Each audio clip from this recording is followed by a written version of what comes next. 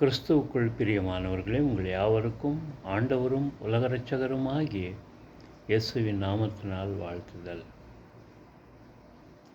ஞாயிறு ஆனால் கிறிஸ்துவர்கள் மாமிசத்தை உண்ணாமே இருக்க முடியாது. அது அவங்களோட பழக்க வழக்கத்தில் ஒரு இரத்தத்தை போல கலந்து விட்டிருக்கிறது. ஆனால் மெய்யாகவே பரிசுத்த வேதம் சொல்லுகிறது, மாமிசத்தை இயேசுவை ஏற்றுக்கொண்டவன், இயேசுவை குறித்து பிரசங்கம் செய்கிறவன் மாமிசத்தை உண்ணக்கூடாது என்று சொல்லி வேதத்தில் நாம் பார்க்குறோம். பழைய ஏற்பாடு காலம் பலிகளை கொடுக்கிற காலம், புதிய ஏற்பாடு காலம் பலி நிறைவேற்றப்பட்ட காலம். பலி நிறைவேற்றப்பட்டதுக்கப்புறம் பலி கொடுக்க வேண்டிய அவசியம் இல்லை. பரிசுத்த வேதம் சொல்லுகிறது, பலிகளை புசிக்கிறவர்கள் பலிபீடத்தோடு ஐக்கியமாக இருக்கிறார் என்று சொல்லி வேதம் சொல்லுகிறது.